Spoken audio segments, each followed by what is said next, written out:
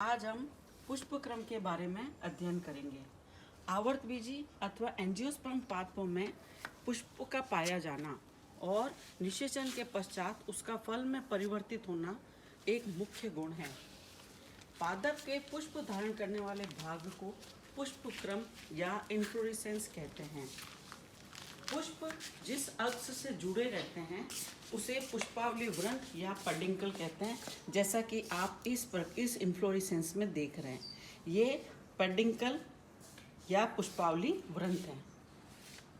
आप देख रहे हैं कि पुष्पक्रम विभिन्न प्रकार के होते हैं, अर्थात अलग अलग पादपों में पुष्पों का विन्यास अलग अलग होता है और इसी के आधार पर इनका वर्गीकरण किया जाता है, जैसे एकल अंतस्थ, सॉलिटरी टर्मिनल, एकल कक्षीय, सॉलिटरी एक्सिलरी, असीमाक्षी, रेसिमोस, असीमाक्स, रेसिम आदि में किया जाता है।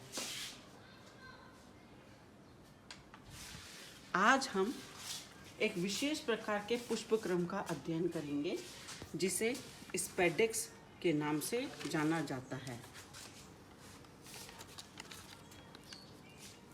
स्पेडिक्स असीमाक्षी यानी रेसिमोस पुष्पक्रम के स्पाइक का ही रूपांतरण होता है। इसकी विशेषताएं इस प्रकार से होती है। इसका मुख्य अक्ष का शीर्ष निरंतर वृद्धि करता रहता है। अधिक वयस्क पुष्प वृंत के आधार पर तथा तरुण पुष्प वृंत की वृद्धि शीर्ष या ग्रोइंग टिप पर लगे होते हैं। स्पाइक पुष्पक्रम के अंतर्गत लंबे पुष्पावली वृंत पर अवृंत पुष्प लगे होते हैं। स्पेडिक पुष्पक्रम में, जैसा कि आप देख रहे हैं, पुष्पावली वृंत गूदेदार या फ्लैशी हो जाता है। इसकी सबसे बड़ी विशेषता यह है कि पूरा पुष्पक्रम एक बड़े मुड़े हुए सहपत्र से परिबद्ध या एनक्लोज्ड रहता है। यह सहपत्र हरा अथवा रंगीन हो सकता है। आरेसी फैमिली के पादपों में यह विशेष प्रकार का पुष्पक्रम पाया जाता है।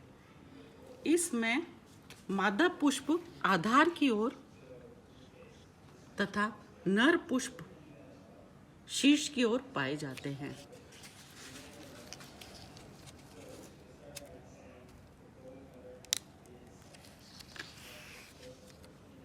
नर पुष्प व मादा पुष्प अलग अलग समय में परिपक्व होते हैं ताकि इसमें स्वपरागण की क्रिया को रोका जा सके।